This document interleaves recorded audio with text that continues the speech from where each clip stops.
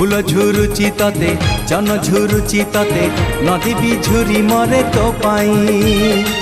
पवन कहे काने आसबू तू दिने तो गा पारी होई मो पाई सज तो सुनेली संध्या लाज तो रजनी गंधा सज तो सुनेली संध्या लाज तो रजनी गंधा दिन राति झुरे तो पाई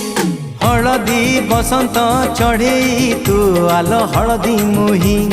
सोरिसो फुलिया छिटो साड़ी लो तते भारी मानई।